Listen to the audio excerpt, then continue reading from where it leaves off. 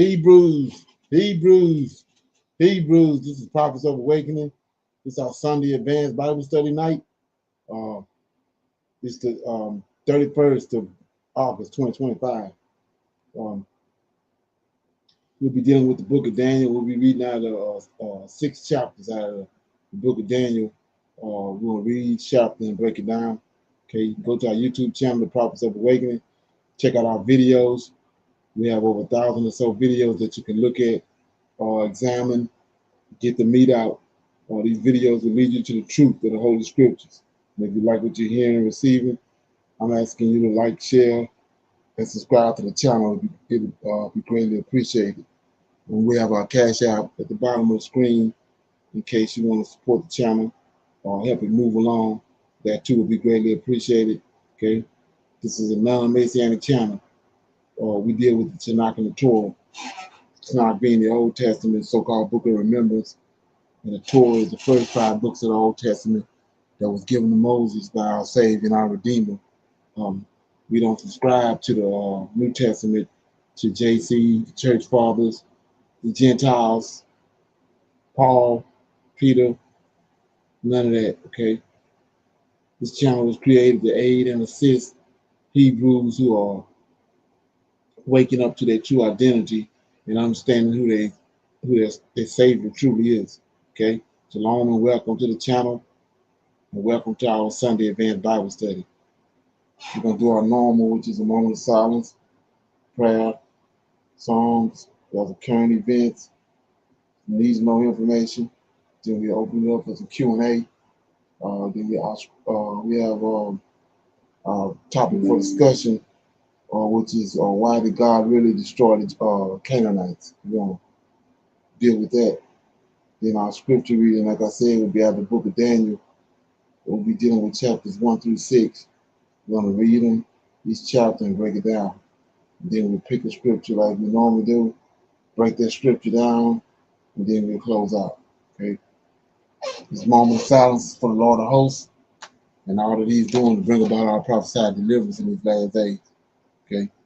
Oh Lord, we pray unto the Lord our God.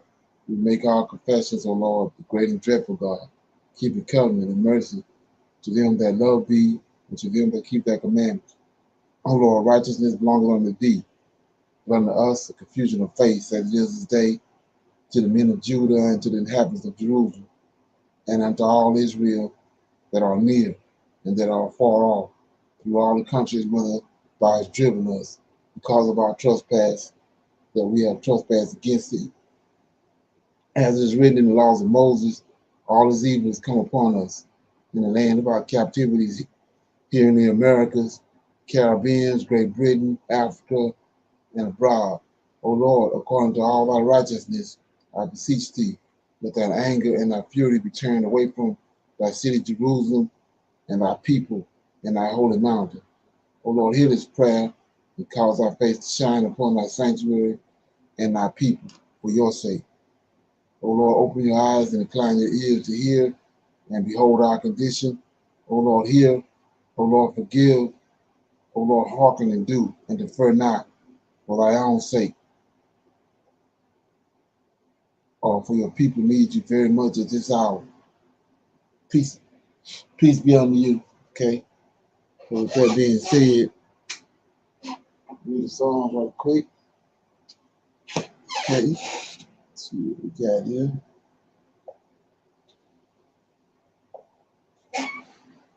Read the Psalms right quick. I'll read Psalms 36. The steadfast love of God. The transgressions of the wicked said within my heart that there is no fear of God before his eyes. For he flatters himself in his own eyes until his iniquity is found to be hateful. The words of his mouth are iniquity and deceit. He hath left off to be wise and to do good. He devises mischief upon his bed. He setteth himself in a way that is not good. He abhorreth not evil. Thy mercy, O Lord, is in thy heavens, and thy faithfulness reacheth unto the clouds. Thy righteousness is like the great mountains. Thy judgment are a great deep. O Lord, thou preservest man and beast. How excellent is thy loving kindness, O God. Therefore the children of men put their trust under the shadow of thy wings. They shall be abundantly satisfied with the fatness of thy house, and thou shalt make them drink of the river of pleasures. For with thee is the fountain of life. In thy light shall we see light. O continue thy loving kindness unto them that know thee, and thy righteousness to the upright in heart. Let not the foot of pride come against me, and let not the hand of the wicked remove me. There are the workers of iniquity fallen. They are cast down and shall not be able to rise. That was Psalms 36. Okay. And with that being said, we'll go to our current events. Okay. Like I said, I'll play it and then get some feedback. Okay.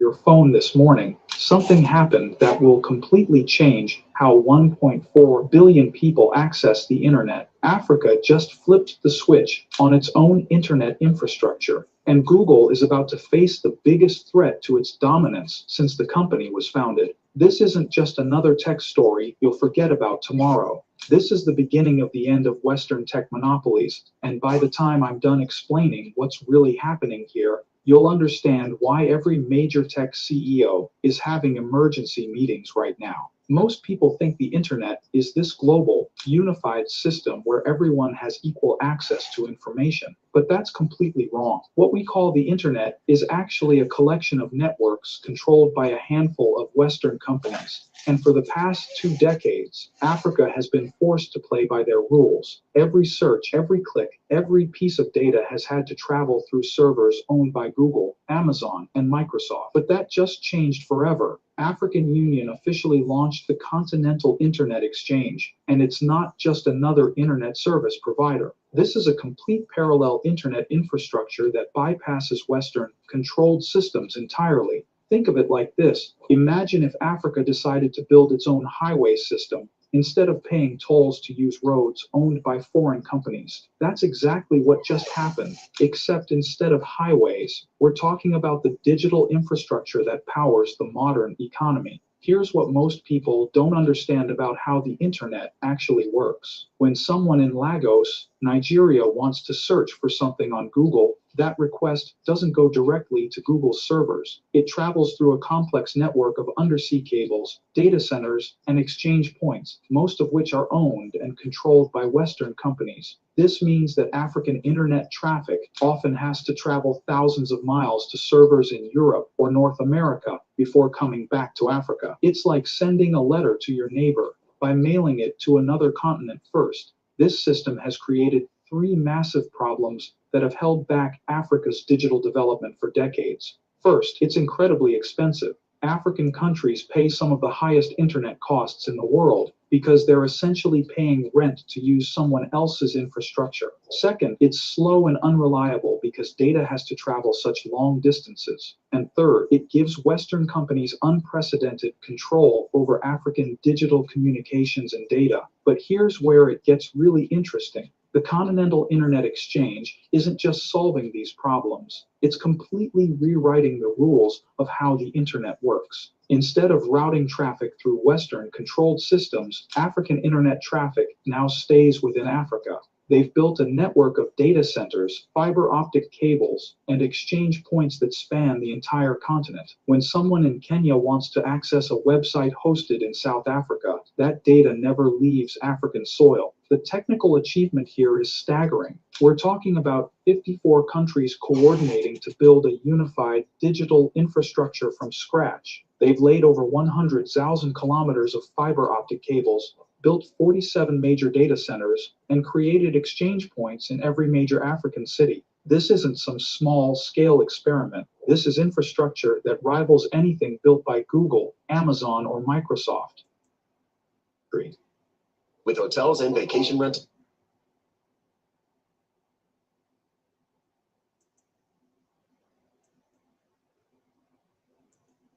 In just 3 days since launch, over 200 million Africans have switched to using the Continental Internet Exchange as their primary internet service. That's faster adoption than any technology platform in history, including Facebook, Instagram, or TikTok. The reason is simple. It works better for African users than anything they've had access to before.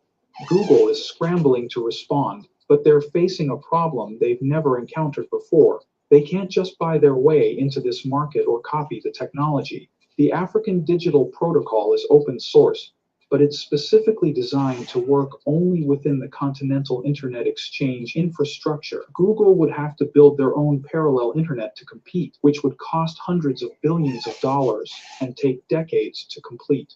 Meanwhile, other regions are watching Africa's success with great interest. South America has already announced plans to build their own continental internet exchange using the African model. Asian countries are having similar discussions. If this trend continues, we could be looking at the end of the unified global internet and the beginning of regional digital ecosystems that operate independently of Western control. The geopolitical implications are enormous. For the first time since the internet was created, a major region has achieved true digital sovereignty. They're not dependent on Western companies for their digital infrastructure, which means. Okay, any comments on that?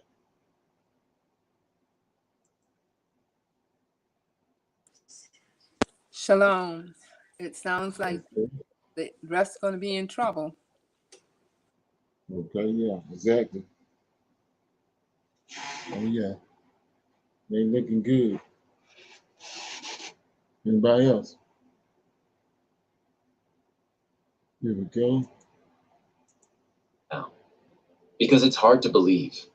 Trump is out on stage, pounding his chest, declaring that he's standing firm against China, that he's fighting Beijing head on. But behind closed doors, the reality looks very different. He's pleading with China to keep sending critical goods to the United States. Think about that for a moment. Announcing a trade war while at the same time relying on your opponent for rare earths, magnets, and components that American industry simply can't function without. And yet, even as he makes those requests, he's threatening to slap a 200% tariff on those very same products if the shipments stop. It doesn't end there. America's dollar, long branded the world's reserve currency, is slipping from its pedestal. Not long ago, global investors were willing to pay a premium just to hold it. Now the tide is turning. Demand is fading, confidence is cracking, and the day may come when markets treat dollars like a burden, something you need to be paid to take off the books. A currency that once symbolized power is becoming something investors are trying to move away from. That's the fragile state of America's financial foundation. On the other side of the equation, Beijing is strengthening the yuan and tightening control over the US assets it holds. This shift leaves Washington in a weaker position during tariff negotiations. America can talk tough, but the risks are heavy and the leverage is slipping. So buckle up. In this breakdown, we'll uncover how Trump's strategy has boxed America into a corner, how China is quietly gaining ground, and why the weakening dollar could set off the next global financial crisis. Hit like, subscribe, and let's dive in. Trump's desperation to keep Chinese exports flowing into the United States has never been clearer. Recently, he issued a stark warning. If China dares to cut off magnet exports, Washington will respond with a 200% tariff. 200%. A tax at that level wouldn't just hurt. It would wipe out margins, shut down trade flows, and rattle markets across the globe. That threat came right after his meeting with South Korea's president, a moment that revealed more fear than strength. The chain. At home, Beijing is also shutting down leaks. In July, the Ministry of State Security launched a crackdown on smuggling, classifying it as a national security issue. That tells you how central this sector has become. No gray channels, no informal exports, only state-managed flows. Abroad, China is extending reach at the source. Across Africa, Chinese companies are signing mining deals, financing projects, and locking in long-term offtake. Reported investment in African mining has crossed $10 billion. The Democratic Republic of Congo, Zimbabwe, and Botswana are key nodes. In the DRC, Chinese firms already dominate cobalt, crucial for EV batteries. By comparison, U.S. investments in African critical minerals in 2023 were only about $300 million. One side is building end-to-end control. The other is still laying groundwork. And Africa holds nearly 30% of global reserves for these materials, so influence there shapes the future of clean energy, electronics, and defense. Put the pieces together. At home, China is tightening quotas and enforcement. In processing, it keeps the choke points. Overseas, it buys stakes at the mines. That two-track approach, domestic control plus external securing of supply, leaves Washington with fewer options. Could the U.S. catch up? Not quickly. Mines take years to develop. Refineries take capital, expertise, and environmental approvals. Communities debate projects. Politics adds delay. Meanwhile, the world still needs finished magnets, alloying agents, and refined oxides today, not in 5 or 7 years. So the immediate risk is straightforward. If Beijing slows exports or redirects supply, U.S. manufacturers feel the hit fast. Delays in electronics, higher EV costs, pressure on defense contractors.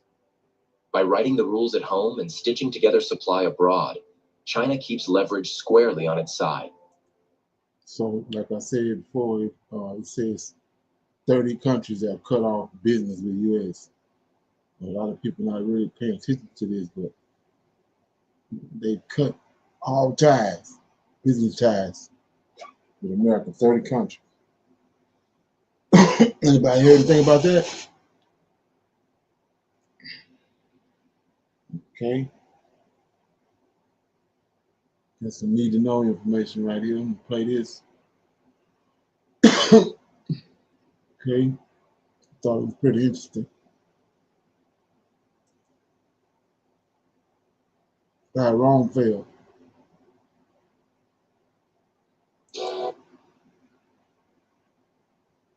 Same way America falling. They imagined barbarians storming the gates, legions collapsing, or emperors poisoned in marble palaces. But empires don't crumble just from outside attack. They rot from within. And one of the most corrosive forces is always money. Rome didn't just fall because of invasions or corruption. It fell because its currency collapsed. And the lessons from that collapse still apply to every modern economy that thinks it can play games with money, get away with it. Let's set the stage. For centuries, Rome's economic backbone was the silver denarius. First minted around 201 before Christ, it was nearly pure silver, trusted across the empire and beyond. Roman soldiers were paid in it, merchants demanded it, and ordinary people stored their wealth in it. The denarius wasn't just money, it was confidence in metal form. The empire's power and the coin's value were linked. As long as people believed in Rome, they believed in its money. But running an empire is expensive. Legions had to be paid, roads and aqueducts built, and wars financed. By the 2nd century after Christ, Rome was stretched thin, defending borders against Germanic tribes, Parthians in the east, and unrest within. Tax revenues could not keep pace with military costs. So emperors turned to an age-old trick, debasement. Instead of taxing citizens more, age-old trick.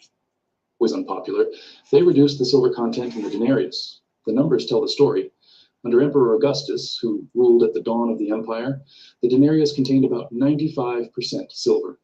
By the reign of Caracalla in the early 3rd century, it had dropped to around 50%. By the time of Emperor Gallienus in the mid-3rd century, the denarius contained less than 5% silver. The coin, once made of solid metal, had become a disc of bronze coated with silver wash. The people could see and feel the difference. Inflation followed. Prices rose because money was no longer anchored to real value. A measure of wheat that once cost a single denarius might suddenly cost dozens. This was not abstract theory, it destroyed the lives of ordinary Romans. Soldiers demanded higher pay to cover rising costs. Merchants stopped accepting debased coins, preferring barter or payments in gold. Local economies reverted to direct trade because the currency was no longer trusted. And the more confidence eroded, the more emperors struck cheaper coins, hoping volume would replace value. It was a vicious cycle, the same cycle that has repeated in countless inflations since. The crisis peaked during the so-called crisis of the 3rd century. Between 235 and 284 after Christ, Rome suffered nearly 50 years of chaos, invasions, plagues, civil wars, and economic collapse. Emperors rose and fell at dizzying speed. sometimes reigning only months before being assassinated. Behind the political drama was a broken financial system. Taxes were demanded in coins worth less and less. Farmers abandoned their lands rather than pay. Trade networks fractured, and the Roman government tried desperate measures, from price controls to forced labor obligations, to keep the system afloat. None of it worked. One emperor, Diocletian, tried to stop the bleeding. In 301 after Christ, he issued the edict on maximum prices, fixing the cost of over 1,000 goods and services, from grain to labor wages. Violators faced death. The edict was a disaster. Prices couldn't be controlled by decree when the money itself was worthless. The black market exploded, and official trade all but collapsed. People learned quickly that the law couldn't make a broken coin whole. Eventually, Rome abandoned the denarius altogether. Constantine the Great introduced the solidus, a gold coin of consistent purity, around 312 after Christ. It restored some stability and lasted for centuries in the Eastern Roman or Byzantine Empire. But by then, the Western Empire was already fatally weakened. The debasement of the denarius had hollowed out Rome's economic core. Armies could no longer be sustained, trade networks had broken, and trust was gone. Sounds familiar to me. Anybody got any comments on that? There's nothing new under the sun. Okay, we got to open it up for some Q&A. Anybody have any questions, comments, any dialogue, testimonies? Anybody have anything they want to talk about? They heard on this line?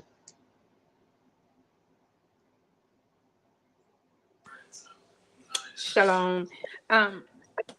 Yeah, I have one about Deuteronomy. I think it's 20. It's about adding nothing, taking nothing away from the book. Is that meant the Torah was the last book, or what do they mean about that? What was spoken by the Lord that he gave, that he sent by the angels to get to the prophets. Whatever it is that they wrote down, that's what you don't want nobody tampering with. So Says the don't law, right? spoken word, everything that came from out of the mouth of the Most High, out of the mouth of these that was sent from heaven to the earth. Everything that was prophesied, everything that was spoken of, can't change one jot or tittle. Yes, sir. Right. Oh, Anybody okay. else? Thank you. Okay, yeah. Anybody else got anything on you want to talk about, discuss? Shalom, everyone. I had a question. I'm nowhere near my things, so I can't say what scripture it was in the Old Testament, but a question about evil spirits from the Lord, as I think it talks about that, like not in Samuel, but with Saul. Before David comes and they say that, the Lord was no longer with Saul. And then at this point, it says something about the Lord has an evil spirit. But then that evil spirit leaves him when David is playing the harp. Then after the war, after David goes home and then comes back and kills Goliath, it's a similar thing, like the part with the spear, where Saul has a spear, and it says in that part of scripture that God sends an evil spirit to Saul again, and that's at that point when he's throwing the spear twice at David. Just comment on what it means by evil spirit as opposed to bad or evil spirits from angels in reference to texts like that. Well, evil spirit is when an angel went into the woman, and the woman had a giant, when the giant died, that's how you get an evil spirit. There's only one way to get an evil spirit. So he says, so when we was reading in Jasher that how when the Lord of hosts went to Egypt, Michael went to Egypt, and he said that he told them to put the blood on the doorpost, and that the angel of death spirit of death will pass over them. All the ones that he had marked, had the lamb's blood marked on their doorpost. We found out that was Mamre. Mamre, that's the chief of the evil spirits that came from the giants. And then he released Mamre on Pharaoh when all the firstborn was killed. When he killed all the firstborn in Egypt, it was Mamre and all his little group or legion. So he's controlling all that. Like he said, he's the Lord of hosts, which is he's Lord over everything, second in charge in heaven.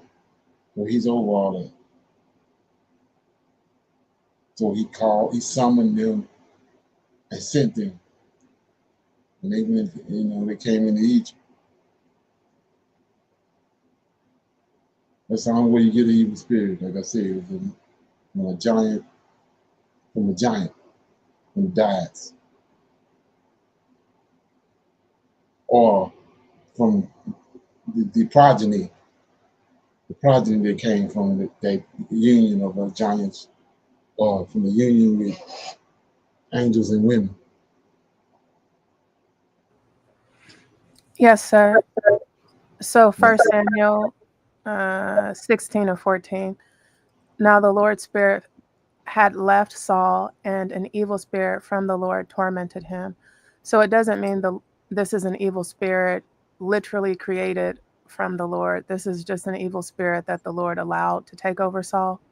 That he controlled. He sent it. Okay. He sent the spirit. Right. Okay, anybody else got a thing? We'll play a little bit of this here and then we'll start reading. Okay. Let's see.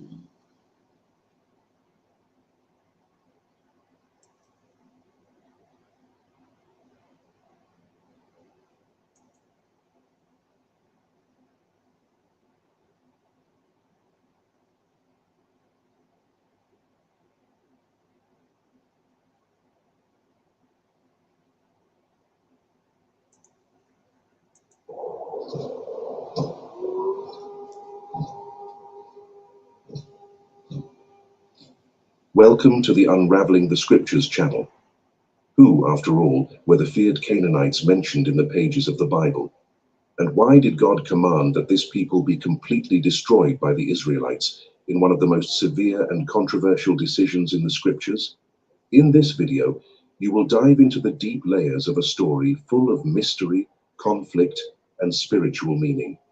Get ready to understand the real reason behind the fall of a people who, for centuries, inhabited a land marked by divine promises and by sins that cried out for judgment. The land of Canaan, so desired and promised to Abraham and his descendants, was not an empty land waiting for new inhabitants. On the contrary, when the Israelites approached, they found powerful, well-established nations there, with imposing cities, reinforced walls, experienced warriors, some of them described as giants, and a culture that, in the eyes of the Hebrew people and of God himself, was spiritually irreversibly corrupt. The question that cannot be ignored is, what made the Canaanites so dangerous that God decreed the complete eradication of their presence? To understand the answer, one must look beyond the surface and explore the context in which this story unfolds. Canaan was not just a land rich in natural resources, it was, above all, the stage chosen by God to manifest his promise, his faithfulness, and his judgment. It was there that the covenant made with Abraham would be fulfilled, a man who, centuries before, had heard from God the assurance that his descendants would inherit that land. The promise was not only of territorial possession, but also of blessings, prosperity, and above all, of a covenant with the Creator. Geographically, the land of Canaan occupied a strategic region in the Middle East, functioning as a natural bridge between the great civilizations of antiquity. It stretched from Lebanon in the north to the Negev Desert in the south, and from the Mediterranean Sea to the edges of the Jordan Valley. Today, this area corresponds to parts of Israel, Palestine, Lebanon, as well as regions of Syria and Jordan. Fertility was one of its hallmarks. The fields were fertile, the valleys irrigated, and the land was described as a place flowing with milk and honey, a biblical expression indicating abundance, life, and natural wealth. However, the beauty and value of that land came with a tremendous challenge: to conquer and purify a territory already occupied by powerful and spiritually degenerate peoples. The Canaanites who lived there were not a single unified people under one banner, but a collection of peoples sharing a common culture. They lived in independent city-states such as Jericho, Hazor, Sidon, and Tyre, each with its own king and power structure. These cities, often protected by nearly impenetrable walls, represented fortifications almost impossible for any ordinary army to breach. But Israel was no ordinary army, and its mission was no ordinary mission. According to the biblical account, the Canaanites descended from Ham, son of Noah, through his son Canaan, the same name that would designate the land where his lineage settled. This ancestry. So let's look at that right quick. So it says that the Canaanites descended from Ham, right? But look at what the Most High is doing. When he sent the Israelites into the land of Canaan, he said destroy all of them. So how they know his children? They ain't none of Noah's children. Okay? According to scripture, carried an ancestral curse pronounced by Noah after a grave act of disrespect by Ham. This curse would manifest not only in the moral decay of the Canaanites, but also in the severe judgment that would fall upon them centuries later. Culturally, the Canaanites were deeply immersed in pagan religious practices offensive to divine principles. Their pantheon of gods was extensive, with the most prominent being El, Asherah, and especially Baal, the god of fertility, storms, and harvests. But worship of these gods went far beyond simple rituals or offerings. It involved cultic prostitution, a form of worship that included sexual practices in temples to please the deities, widespread sexual immorality, incest, and most shockingly, child sacrifice. Yes, that's correct. Archaeological excavations and historical records confirm that it was common among the Canaanites to offer infants as living sacrifices to their gods, especially to Moloch. Stone altars were stained with the blood of the innocent in the name of fertility, supposedly guaranteed by the gods. In God's eyes, such practices were not merely offensive, but a corruption so deep that there was no room for repentance or restoration. The divine command, therefore, was not an act of gratuitous cruelty, but justice against a society that had surpassed all limits of spiritual and moral degradation. But the Canaanites were not only wicked in their beliefs, they were also formidable in their war capabilities. Their military power was well known and feared. Their cities had advanced defenses for the time, and their armies included warriors of impressive stature and strength, like the descendants of Anak, men so large and intimidating that the spies sent by Moses described themselves as grasshoppers in comparison. For the Israelites, the Canaanites represented not only a physical threat, but a spiritual risk. Joshua and Caleb had died. Only their children, those who would grow up without the marks of Egypt and with a renewed mindset of faith, would enter the promised land. This long wait was both punishment and preparation. God did not intend merely to conquer land with a strong people, but to form a spiritually mature nation capable of living in covenant with him.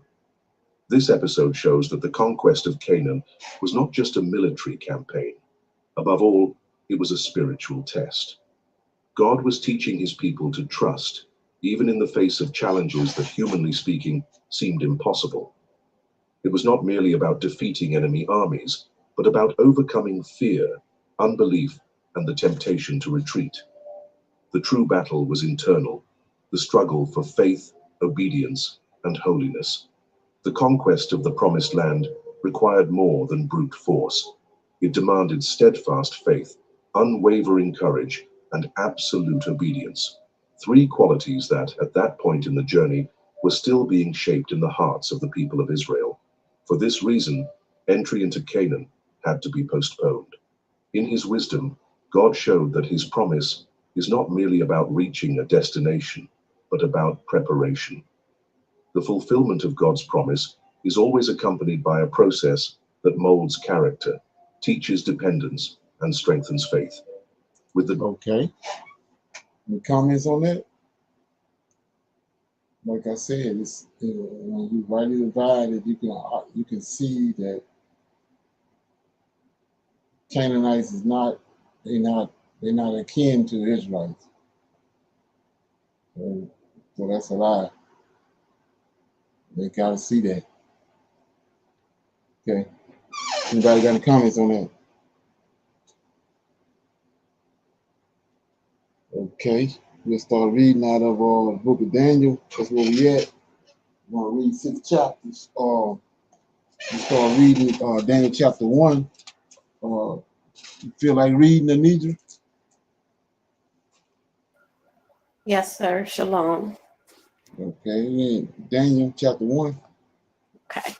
Daniel chapter 1.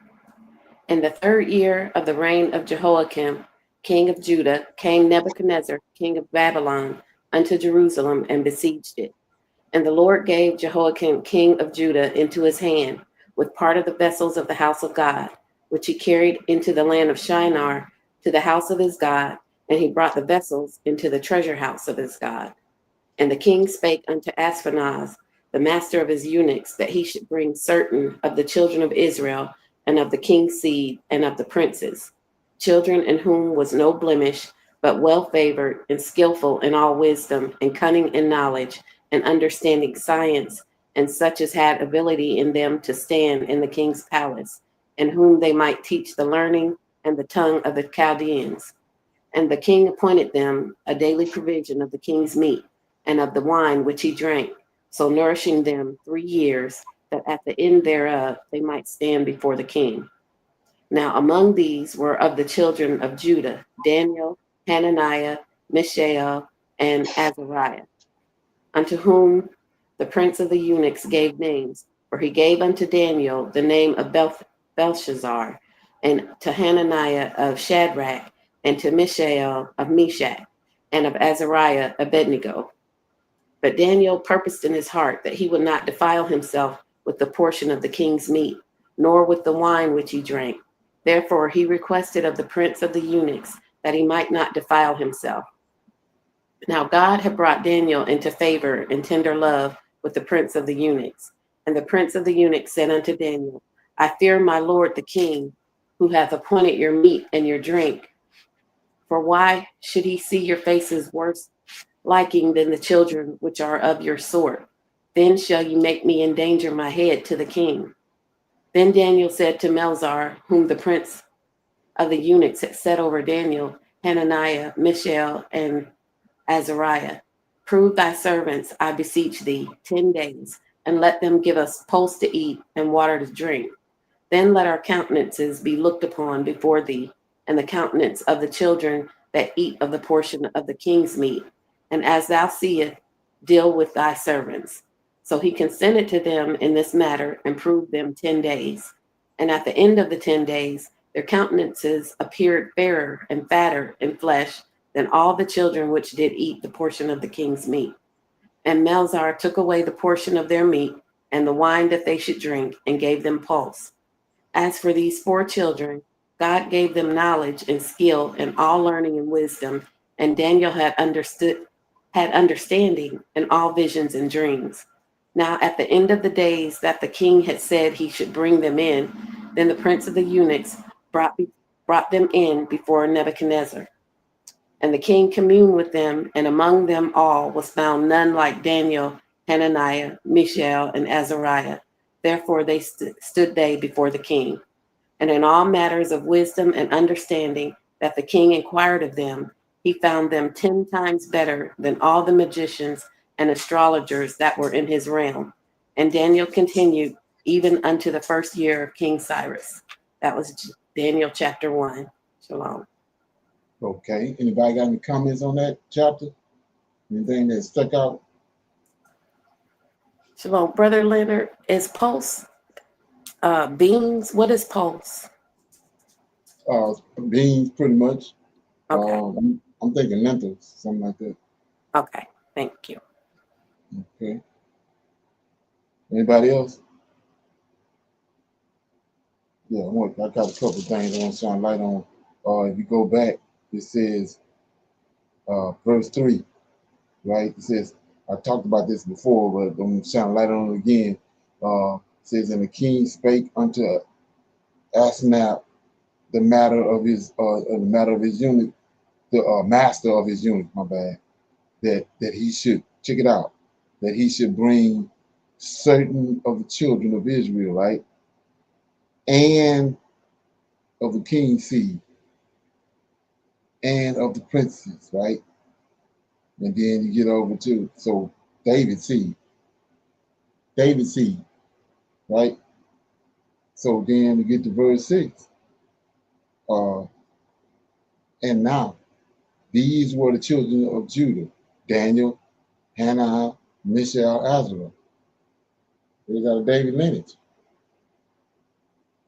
It's a David lineage. See that? And another thing, notice what he did. Just like I say, it's nothing new under the sun. Verse 7. Unto whom the prince of the eunuchs gave names. Same way he did us. They put it right in front of our face in our roots. And they took the whip and beat his man's name out of him. Gave him another name. Did the same thing with us, but it's nothing new under the sun. They did it right here. That's like we see Zerubbabel's name is Sheshbazzar.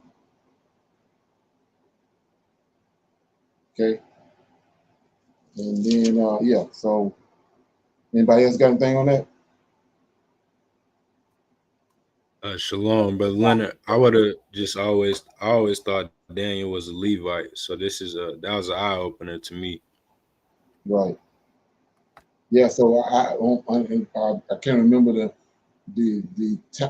video, but the video where it showed how I have to go back and find it, but Isaiah prophesied to Josiah. Well, let me see how they went. Oh, no, Ezekiel. Isaiah prophesied to Ezekiel that, because remember, Ezekiel, not Ezekiel, but Hezekiah. The reason why they came to Jerusalem, the Chaldeans came to Jerusalem because Hezekiah was boasting, showing off all his wealth. And he had some Chaldeans that was in Jerusalem, in that region, and they say what Hezekiah showed all of them. They took them in the temple, showed them all the gold and all that, and the Chaldeans went back and told their king about it. That's what brought the Chaldeans to Babylon. And so, brought them to Jerusalem. And then that's as Isaiah told him. Because of that, his seed was going to be taken.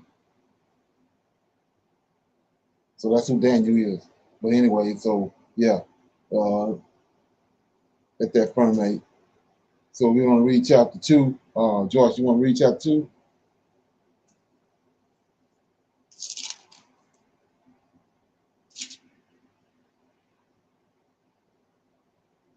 Okay. Brittany, you want to read chapter 2? I just walked back in here. Chapter 2 of what book? It's Daniel, chapter 2. I can read that. Yes, sir.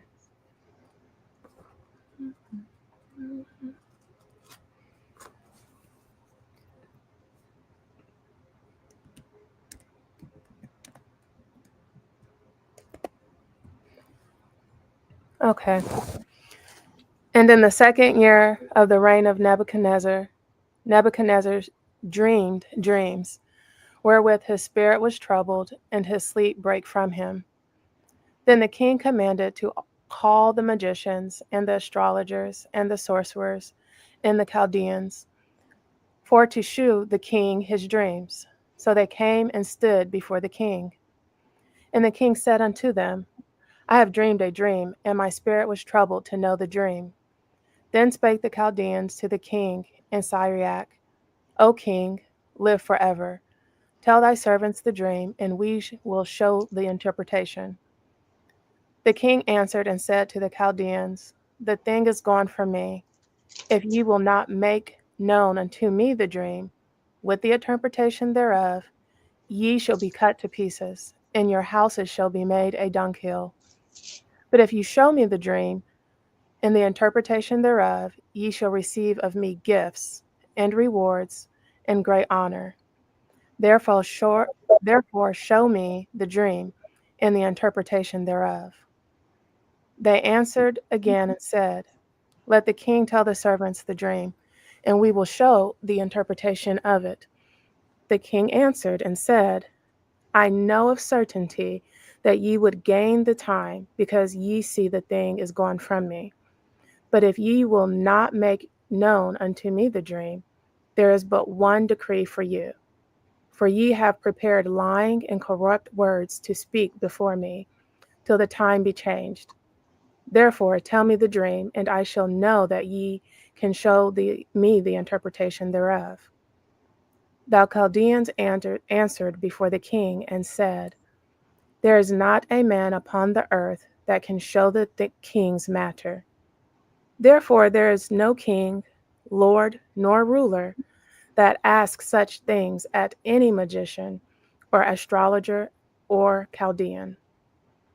And it is a rare thing that the king requireth, and there is none other that can show it before the king, except the gods, whose dwelling is not with flesh. For this cause the king was angry and very furious, and commanded to destroy all the wise men of Babylon. And the decree went forth that the wise men should be slain, and they sought Daniel and his fellows to be slain. Then Daniel answered with counsel and wisdom to Arioch, the captain of the king's guard, which was gone forth to slay the wise men of Babylon.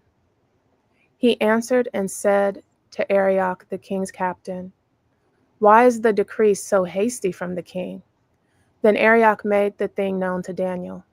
When Daniel went in and desired of the king that he would give him time, and that he would show the king the interpretation.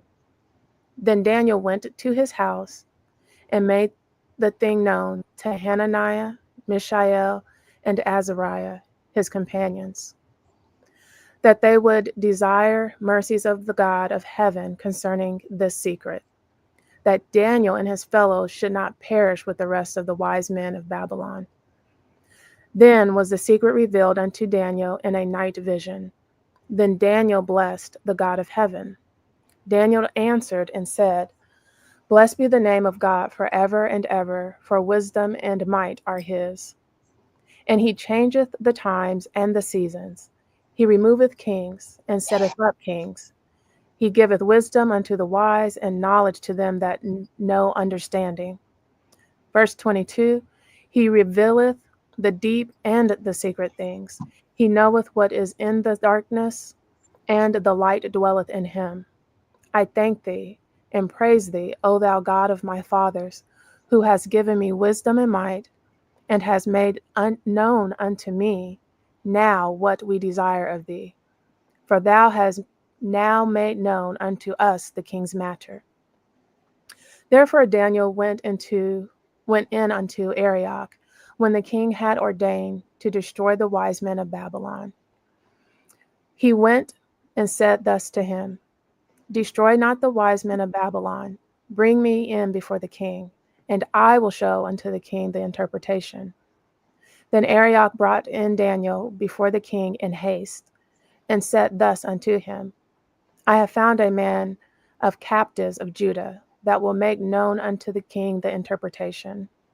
The king answered and said to Daniel, whose name was Belteshazzar, Art thou able to make known unto me the dream which I have seen, and the interpretation thereof? Daniel answered in the presence of the king and said, The secret which the king hath demanded cannot the wise men, the astrologers, the magicians, the soothsayers show unto the king. But there is a God in heaven that revealeth secrets, and maketh known to the king Nebuchadnezzar what shall be in the latter days. Thy dream and the visions of thy head upon thy bed are these. As for thee, O king, thy thoughts came into thy mind upon thy bed, what should come to pass hereafter. And he that revealeth secrets maketh known to thee what shall come to pass. But as for me, this secret is not revealed to me for any wisdom that I have more than any living, but for their sakes that shall make known the interpretation to the king, and that thou mightst know the thoughts of thy heart.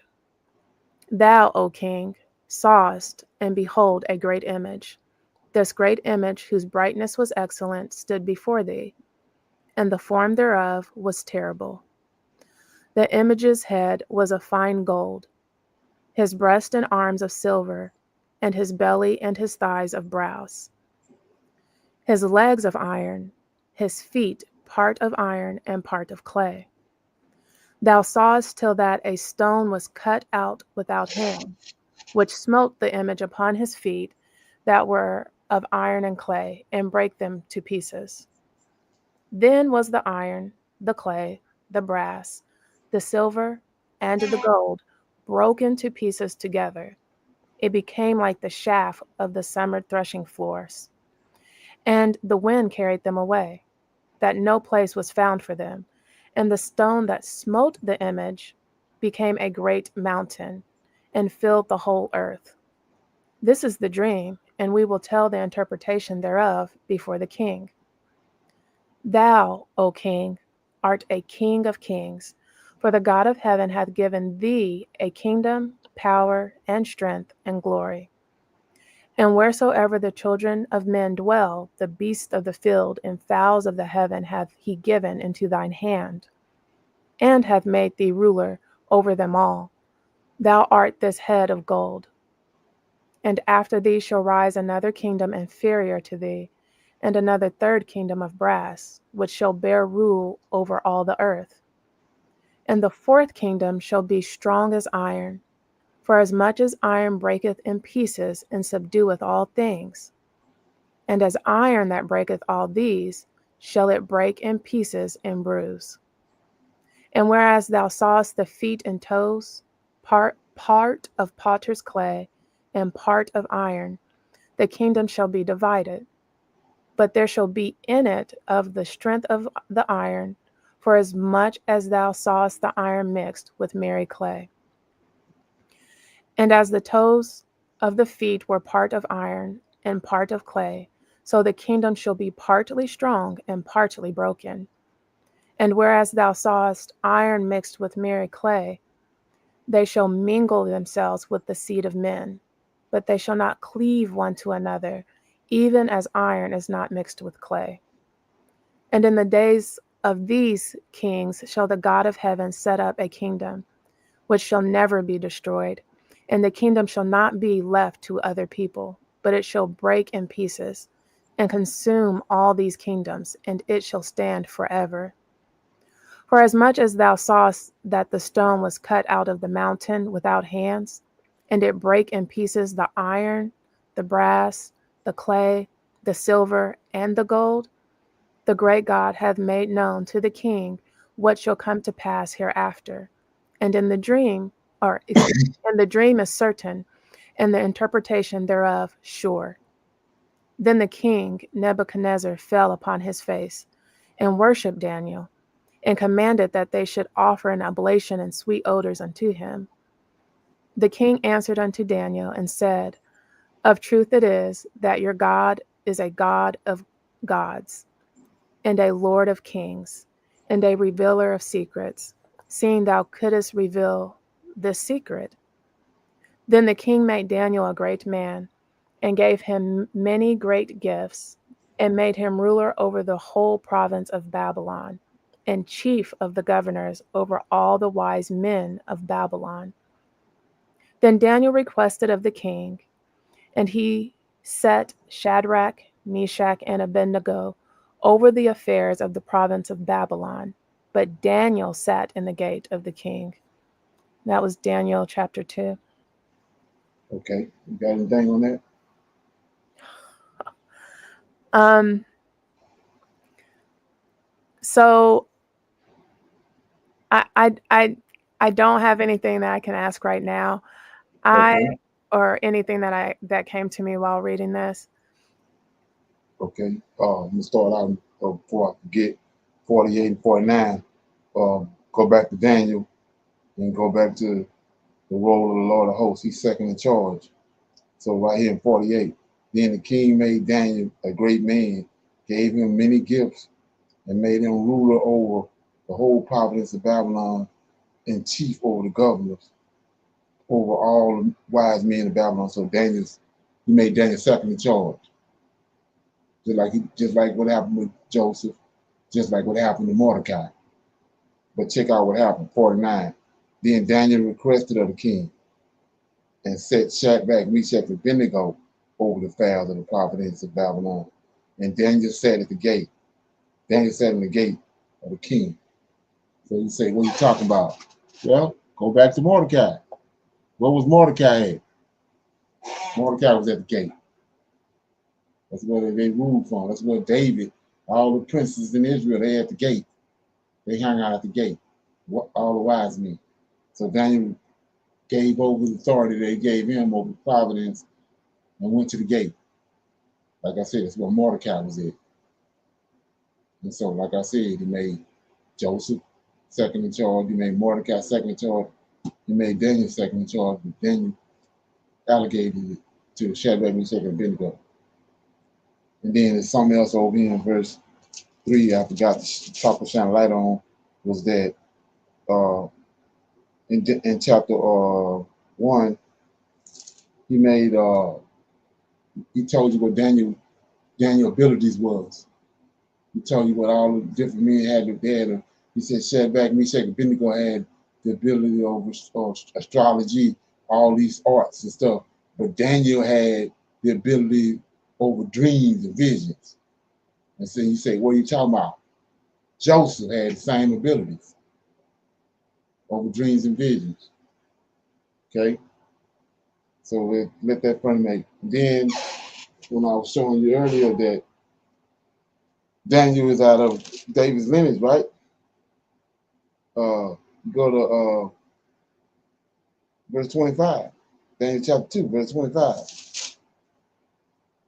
It says, let me see, 25. Okay. Verse 25, chapter 2, verse 25.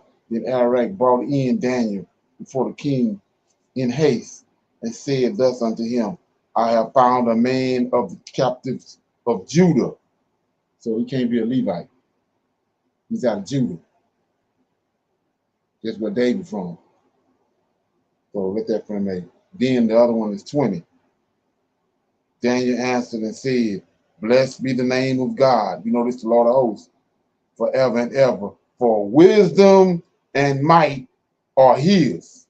So ain't no woman. Wisdom ain't no woman. Read it again.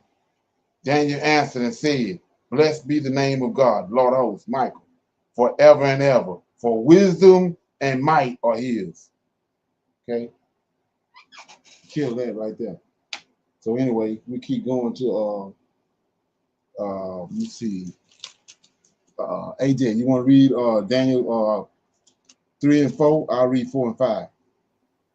Right, yes, sir. Okay. In this Daniel chapter 3, Nebuchadnezzar the king made an image of gold whose height was 60 cubits, and a breadth thereof 6 cubits. He set it up in the plain of Dura in the province of Babylon. Then Nebuchadnezzar the king sent to gather together the princes, the governors, and the captains, the judges, the treasurers, and the counselors, the sheriffs, and all the rulers of the provinces to come to the dedication of the image which Nebuchadnezzar the king has set up. Then the princes, the governors, and captains, the judges, the treasurers, the counselors, the sheriffs, and all the rulers of the provinces were gathered together onto the dedication of the image that Nebuchadnezzar the king had set up. And they stood before the image that Nebuchadnezzar had set up.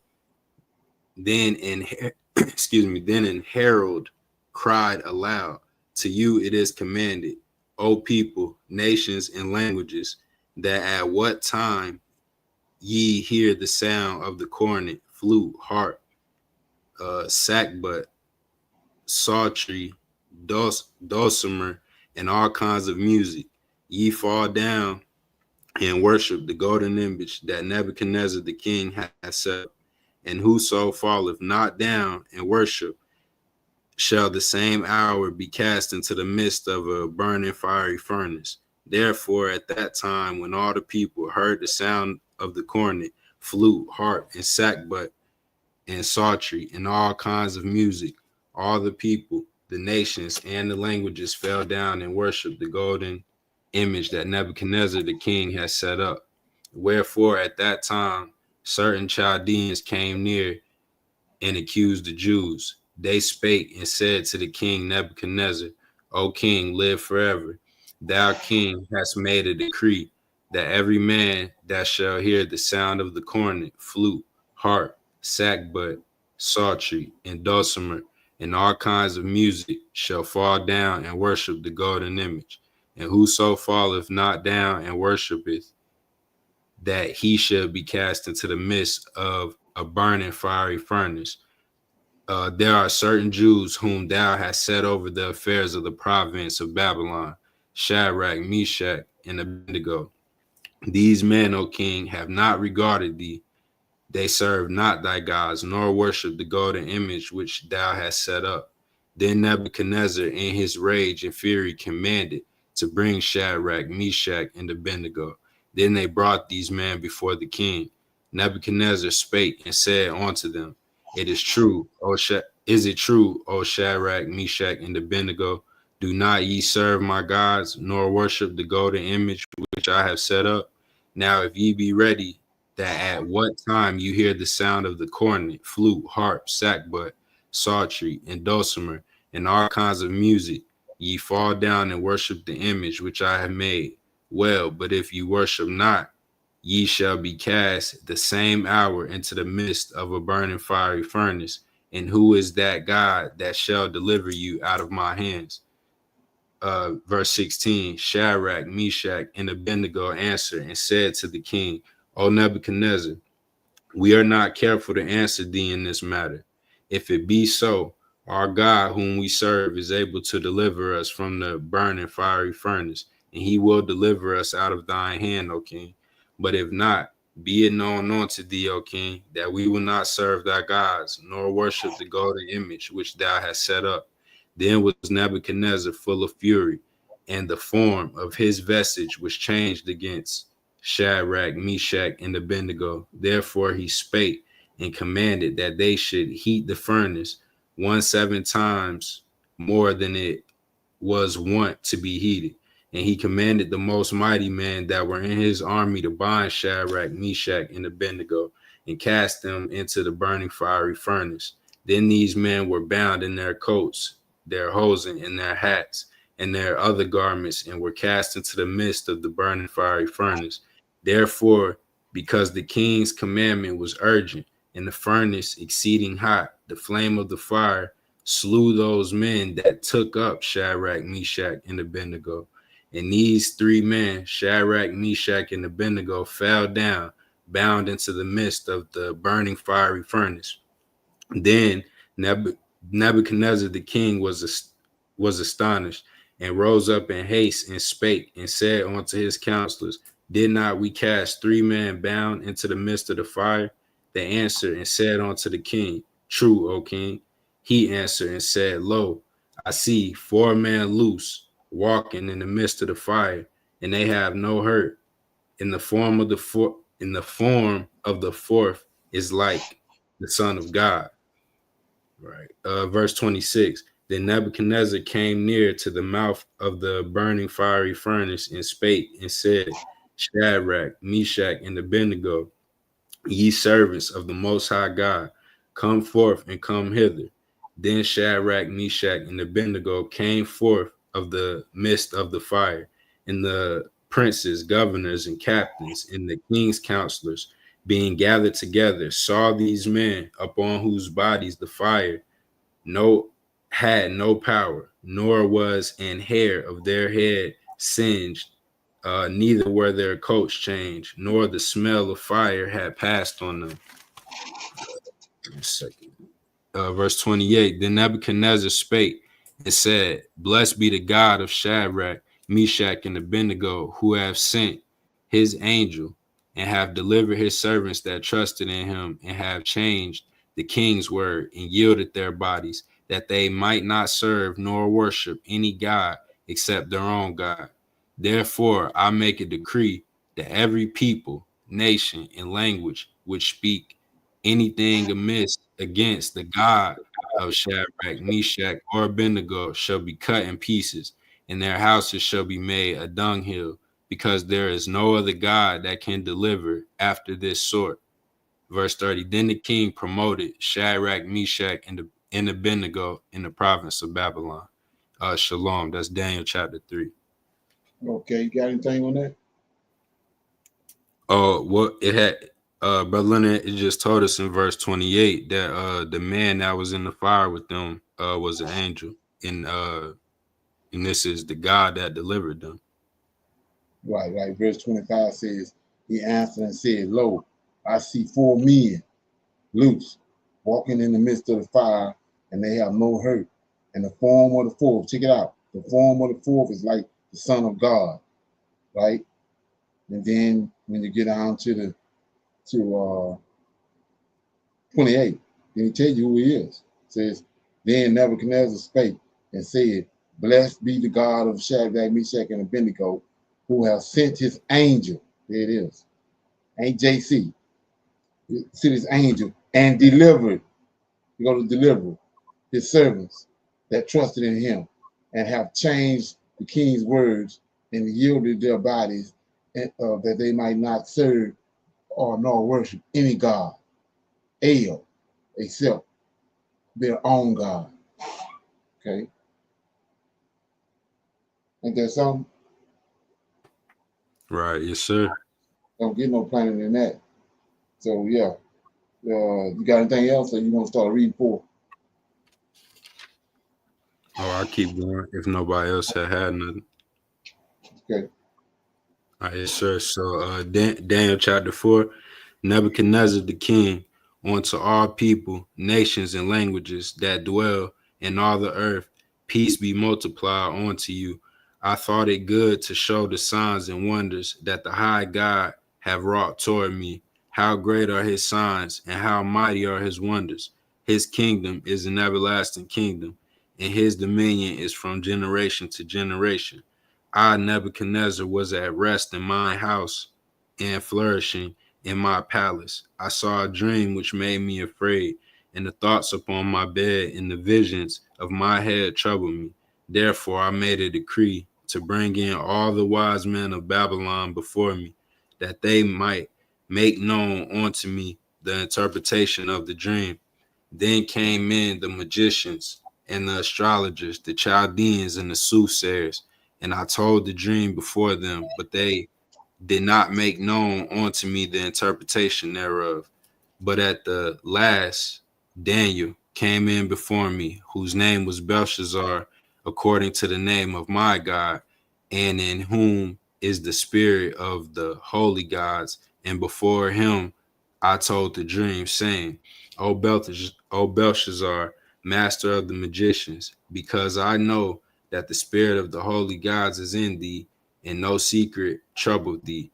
Tell me the visions of my dream that I have seen, and in the interpretation thereof. Thus were the visions of my head in my bed.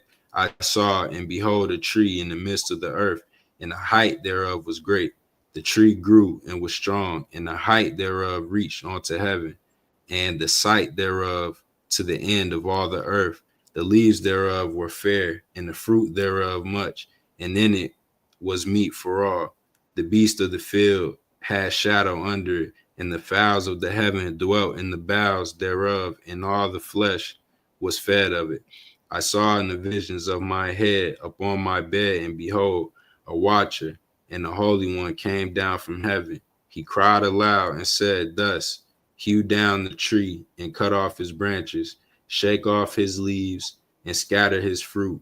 Let the beasts get away from under it and the fowls from his branches. Nevertheless, leave the stump of his roots in the earth, even with the band of iron and brass and the tender grass of the field, and let it be wet with the dew of heaven, and let his portion be with the beasts in the grass of the earth. Let his heart be changed from man's, and let a beast's heart be given unto him, and let 7 times pass over him. This matter is by the decree of the watchers, and the demand by the word of the holy ones, to the intent that the living may know that the Most High ruleth in the kingdom of men, and giveth it to whomsoever he will, and set it up over it, basest of men. Verse 18, this dream I, King Nebuchadnezzar, have seen. Now thou, Belshazzar, declare the interpretation thereof, for as much as all the wise men of my kingdom were not able to make known unto me the interpretation, but thou art able, for the spirit of the holy gods is in thee. Then Daniel, whose name was Belshazzar, was astonished for 1 hour, or stony for 1 hour, and his thoughts troubled him. And the king spake and said, Belshazzar, let not the dream or the interpretation thereof trouble thee. Belshazzar answered and said, my lord, the dream be to them that hate thee, and the interpretation thereof of thine enemies. The tree that thou sawest, which grew and was strong, whose height reached on the heaven, and the sight thereof to all the earth, whose leaves were fair, and the fruit thereof much, and in it was meat for all, under which the beasts of the field dwelt, and upon whose branches the fowls of heaven have had their habitation. It is thou, O king, that art grown and art become strong, for thy greatness is grown and reached on the heaven, and thy dominion to the end of the earth. And whereas the king saw a watcher and an holy one coming down from heaven and saying, hew the tree down and destroy it, yet leave the stump of the roots thereof in the earth, even with the band of iron and brass and the tender grass of the field, and let it be wet with the dew of heaven, and let his portion be with the beast of the field, till 7 times pass over him. This is the interpretation, O king, and this is the decree of the Most High, which is come upon my lord the king, that they shall drive thee from men, and thy dwelling shall be with the beasts of the field, and they shall make thee to eat grass as oxen, and they shall wet thee with the dew of heaven, and 7 times shall pass over thee, till you know that the Most High ruleth in the kingdom of men, and giveth it to whomsoever he will. And whereas they commanded to leave the stump of the tree roots, thy kingdom shall be sure unto thee. After that, thou shalt have known that the heavens do rule. Wherefore, O king, let my counsel be acceptable unto thee, and break off thy sins by righteousness, and thine iniquities by showing mercy to the poor, if it may be a lengthening of thy tranquility. Verse 28. All this came upon King Nebuchadnezzar. At the end of 12 months, he walked in the palace of the kingdom of Babylon. The king spake and said, it is not great Babylon that I have built for the house of the kingdom by the might of my power and for the honor of my majesty. While the word was in the king's mouth, there fell a voice from heaven, saying, O Nebuchadnezzar, to thee it is spoken, the kingdom is departed from thee, and they shall drive thee from men, and thy dwelling shall be with the beasts of the field. They shall make thee to eat grass as oxen, and 7 times shall pass over thee, until thou know that the Most High ruleth in the kingdom of men, and giveth it to whomsoever he will. The same hour was the thing fulfilled upon Nebuchadnezzar, and he was driven from men, and did eat grass as oxen, and his body was wet with the dew of heaven, till his hairs were grown like eagle's feathers, and his nails like birds' claws. At the end of the days, at the end of the days, I, Nebuchadnezzar, lifted up mine eyes onto heaven, and mine understanding returned unto me. And I blessed the Most High, and I praised and honored him that liveth forever, and whose dominion is an everlasting dominion. His kingdom is from generation to generation. And all the inhabitants of the earth are reputed as nothing, and he doeth according to his will in the army of heaven and among the inhabitants of the earth, and none can stay his hand or say unto him, what doest thou? At that same time my reason returned unto me, and for the glory of my kingdom, my honor and brightness returned unto me, and my counselors and my lords sought unto me, and I was established in my kingdom, and excellent majesty was added unto me. Now I, Nebuchadnezzar, praise and extol and honor the King of heaven, all whose works are truth, and his ways judgment, and those that walk in pride he is able to abase. Shalom. This is Daniel chapter 4. Okay. Got anything on that? I thought it's a verse. What's that in the strong?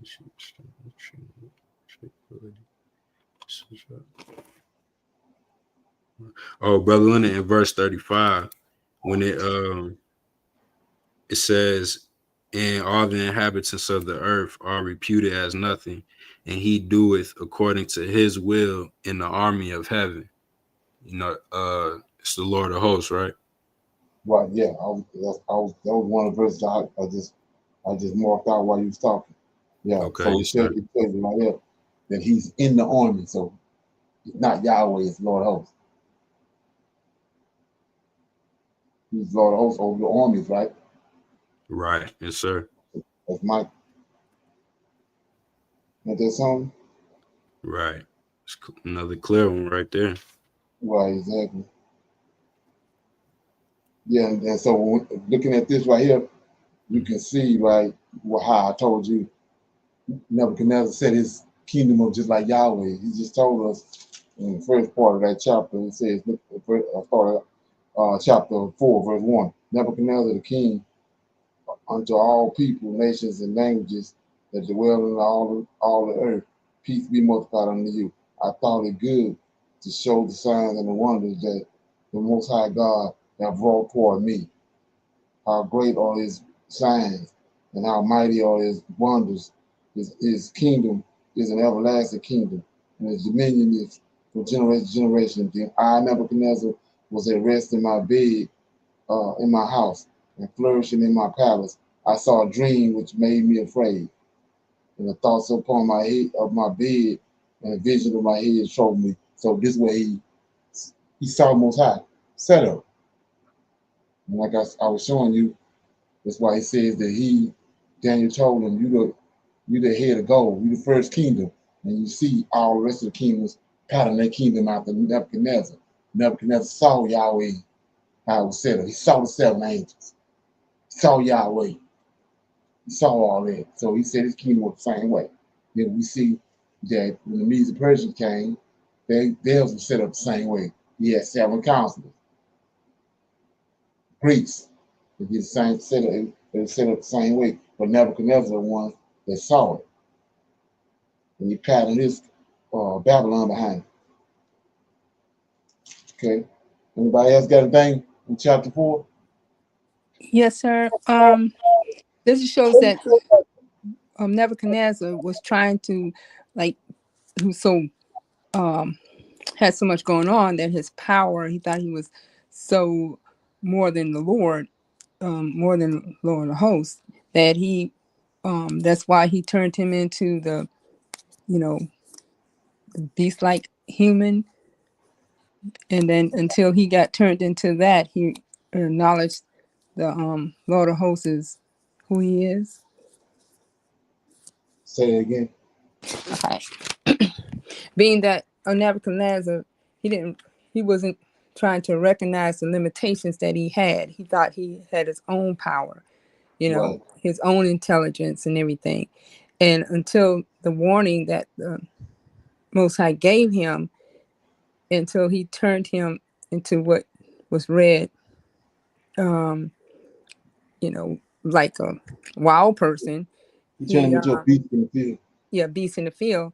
Then that's the only way he acknowledged the Lord of Hosts, Right. because he see that he actually took him down to that point, and now he's been able to humble himself.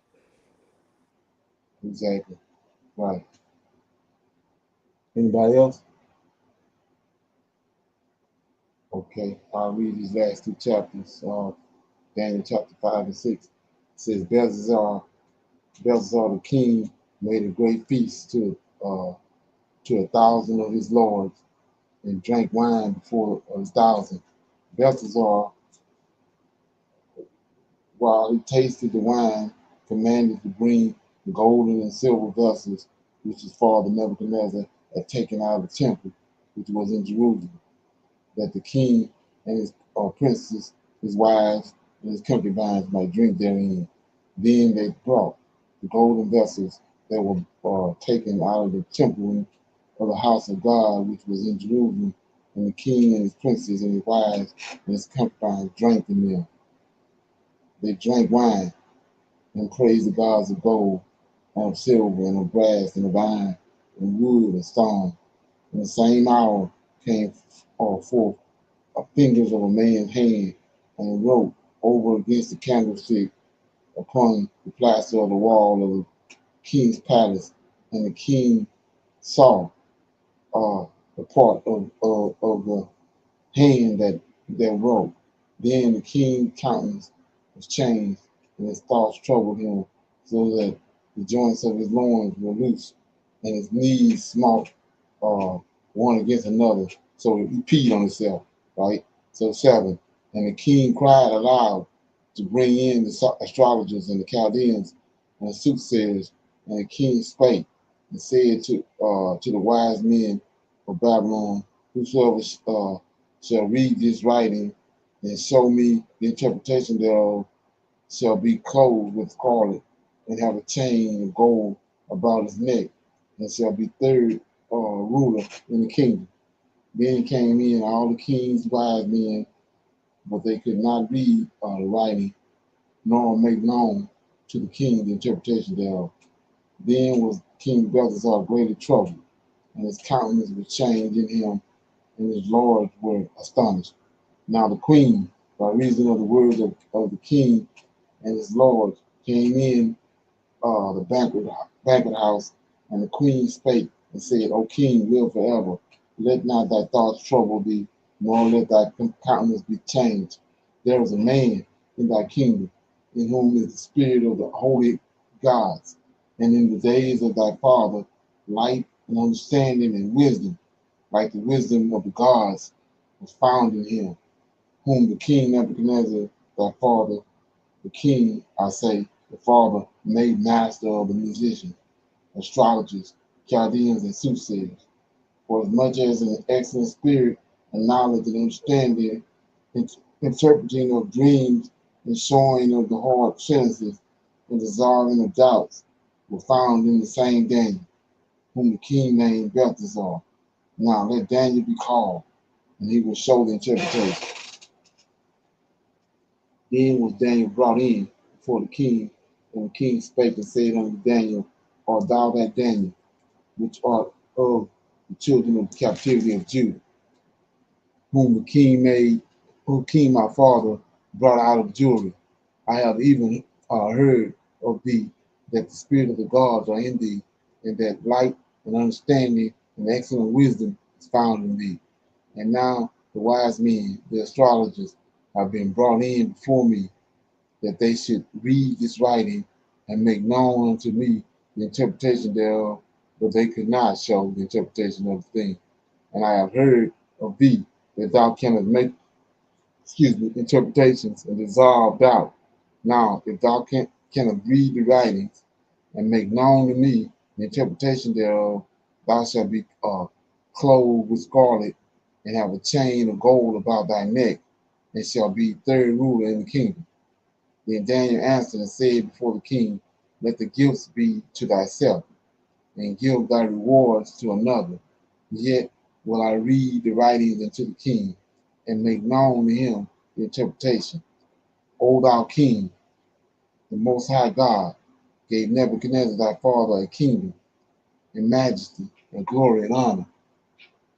And for the majesty that he gave him, all people, nations, and languages tremble and fear before him, whom he slew, and whom he would keep alive, he would set up, and whom he would put down. But when his heart was lifted up, and his mind hardened in pride, he was exposed from his kingly throne, and they took his glory from him. And he was driven from the sons of men, and his heart was made like a beast, and his dwelling was in the wild asses. They fed him with grass like oxen, and his body was wet with the dew of heaven, till he knew that the Most High God ruled in the kingdom of men, and that he appointed over it whosoever he will. And thou his son, O Belshazzar, has not humbled thine heart, though thou knowest all this, but hast lifted up thyself against the Lord of heaven, and they have brought the vessels of the house of God before thee, and thou and thy lords, thy wives, and thy concubines have drunk wine in them, and thou hast praised the gods of silver, and of gold, and brass, and iron, and wood, and stone, which see not, nor hear, nor know, and the God in whose hand uh, thy breath is, and whose are all the ways, all thy ways, and thou not glorified. Then was the part of the hand sent from him, and this writing was written. And this is the writing that was written. Mina, Mina, Tika, Yupshin. This is the interpretation of the thing. Mina, God hath measured, hath numbered thy kingdom, and finished it. Tika, thou art weighed in the balances, and art found wanting. Perez, thy kingdom is divided and given to the Medes and Persians. Then commanded Belshazzar, and they clothed Daniel with scarlet, put a chain of gold on his neck, and made a proclamation concerning him that he should be the third ruler in the kingdom. In the night was Belshazzar, the king of the Chaldeans, and Darius the Median took the kingdom, being about 62 years old. Okay, any comments on that? Chapter 5. Okay, I want to shine light on one thing in this chapter. Let's see.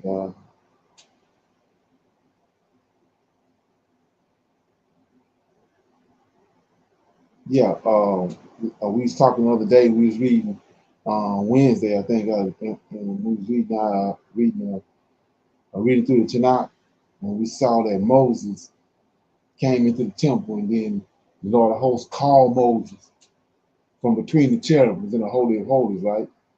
Check this out. I'm in verse 5.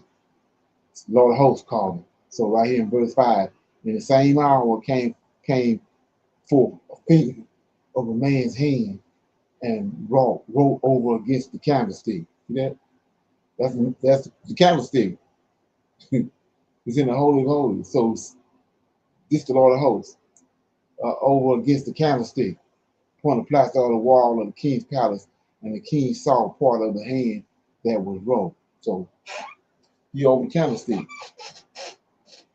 Like that song, I just saw that. Okay, anybody got any comments so far? Yeah, shalom. My mic wasn't working.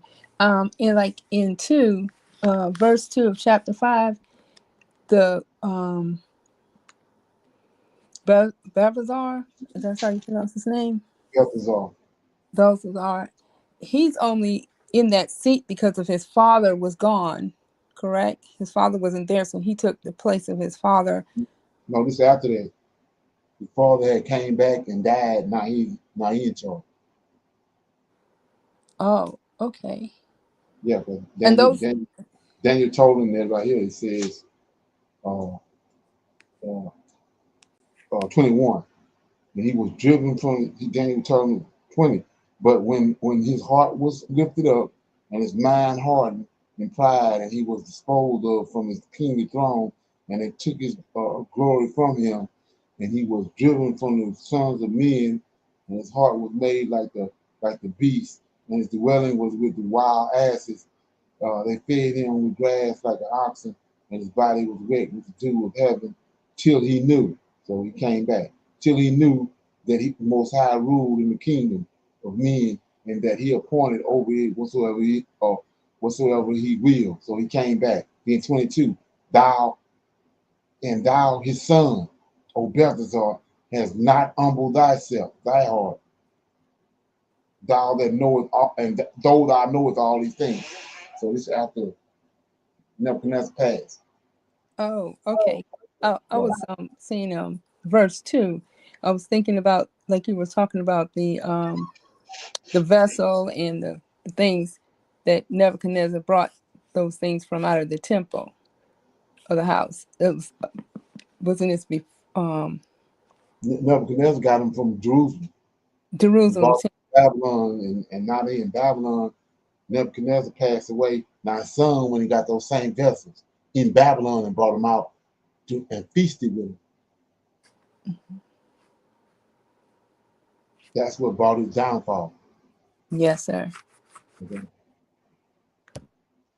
Anybody else? Okay, I'm in chapter 6. Daniel, it's the last chapter. It said, plot against Daniel. It pleased Darius to set over the kingdom 120 provinces, which should be over the whole kingdom. And over these three presidents, of whom Daniel was first, that the princes might give account unto them, and the king should have no damage. Then this Daniel was preferred above the presidents and the princes, because of an excellent spirit was in him, and the king thought to set him over the whole realm. Then the presidents and the princes sought to find occasion against Daniel concerning the kingdom, but they could find none occasion nor fault, for as much as he was faithful, neither was there any error or fault found in him. Then said these men, we shall not find any occasion against Daniel, except we find it against him concerning the law of his God. Then that's what they did with us, with the New Testament. Then these presidents and these princes assembled together to the king and said thus unto him, King Darius live forever. All the presidents of the kingdom, the governors, and the princes, the counselors, and the captains have counseled together to establish a royal statute, to make a firm decree that whosoever shall ask a petition of any god or man for 30 days, save of thee, O king, he shall be cast into the lion's den. Now, O king, establish the decree, sign the writing, that it be not changed according to the law of the Medes and the Persians, which alter not. Wherefore, King Darius signed the writings and the decree. Now, when Daniel knew that the writings were signed, he went into his house, and his windows being open in his chamber toward Jerusalem, he kneeled upon his knees 3 times a day and prayed and gave thanks before his God, as he did oftentimes.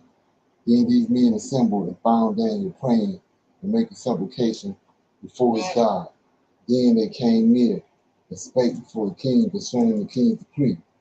Hast thou not signed a decree that every man that shall be asked a petition of any guard or any man within 30 days, save of the king save of thee, O king, should be cast into the den of lions. Then king answered and said, this thing is true, according to the law of the Medes and the Persians, which altereth not. Then answered they and said before the king that Daniel, which is of the children of the captivity of Judah, regardeth not thee, O king, nor the decree that thou hast signed, but maketh his petition 3 times a day. Then the king, when he heard these words, was sore displeased with himself, and set his heart on Daniel to deliver him. And he labored till the going down of the sun to deliver him. Then these men assembled unto the king and said unto the king, know, O king, that the law of the Medes and Persians is that no decree or statute which the king established may be changed. Then the king commanded, and they brought Daniel and cast him into the den of lions. Now the king spake and said unto Daniel, thy God whom thou servest continuously, he will deliver thee. And a stone was brought and laid upon the mouth of the den, and the king sealed it with his own signet and with the signet of his lords, that the purpose might be changed concerning Daniel. Then the king went to his palace and passed the night fasting. Neither were instruments of music brought before him, and his sleep went from him. Then the king arose very early in the morning and went in haste into the den of lions. And when he came to the den, he cried with a lamentable voice unto Daniel. And the king spake and said to Daniel, O Daniel, servant of the living God, is thy God, whom thou servest, continuously able to deliver thee from the lions. Then said Daniel unto the king, O king, live forever. My God hath sent his angel. There you go again. My God hath sent his angel and hath shut the lions' mouths, that they have not hurt me. For as much as before him innocency was found in me, and also before thee, O king, have I done no hurt. Then was the king exceedingly glad for him, and commanded that they should take Daniel up out of the den. So Daniel was taken up out of the den, and no manner of hurt was found upon him, because he believed in his God. And the king commanded, and they brought those men which had accused Daniel, and they cast them into the den of lions. Them, their children, their wives, and the lions had mastery of them, and break all their bones in pieces, or over they came to ever they came at the bottom of the den. Then King Darius wrote unto all the people, nations, languages that dwell in all the earth, peace be multiplied unto you. I make a decree that in every dominion of my kingdom men tremble and fear before the God of Daniel, for he is the living God, and steadfast forever, and his kingdom that which shall not be destroyed, and his dominion shall be even unto the end. He delivered and rescued, and he worketh signs and wonders in heaven and in the earth, who have delivered Daniel from the power of the lions. So this Daniel prospered in the reign of Darius and in the reign of Cyrus the Persian. Okay, any comments or questions?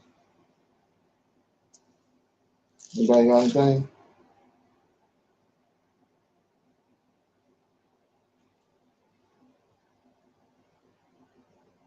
Okay, I want to shine a light on something. Twice in chapter 5 and chapter 6, I want to show you something about this dominion, right? 26.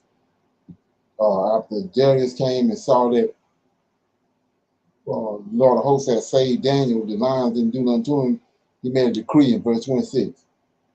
It's big right here. So it says, I make a decree that in every dominion of my kingdom, men tremble and fear before the God of Daniel. Now here you go. For he is the living God, Lord of hosts, and steadfast forever. And his kingdom, see that? His kingdom, that which shall not be destroyed, and his kingdom shall be even unto the end. So now you go to Daniel chapter 7. Okay, and you see right here, and, you go back to the Daniel said that a stone came at the end and hit the image, the four beasts, and the fourth beast hit it at the feet, and the whole thing crumbled. And then it said the saints of the Most High took the kingdom. That's Ezekiel 37. So I'm gonna read it right here, 25. I'll start at 24. And the 10 horns out of this kingdom are 10 kings that shall arise, and another shall arise after them, and he shall be diverse from the first, and he shall subdue 3 kings, and he shall speak great words against the Most High, shall wear out the saints of the Most High, and think to change this Constantine, and they times and laws, and they shall be given unto him his hands unto the time, and dividing time. Right? So right now we dealing with what Constantine set up. Okay, in 26. But the judgment shall sit, and they shall take away, Ezekiel 37, saints, they shall take away his kingdom, Constantine, to consume and destroy it under to the end. Now here you go. What Darius just said. And the kingdom and the dominion and the greatness of the kingdom under the whole heavens shall be given to the saints, that's the Israelites. This is what we promised. This Ezekiel 37. Say, given to the people of the saints of the Most High, whose kingdom is an everlasting kingdom, and all dominion shall serve and obey him. Here too is the end of the matter. For as for me, Daniel, my condemnation was much trouble in me, and my countenance changed in me, and I kept the matter to myself. So we see right here, you got nothing to do with JC. Nothing whatsoever.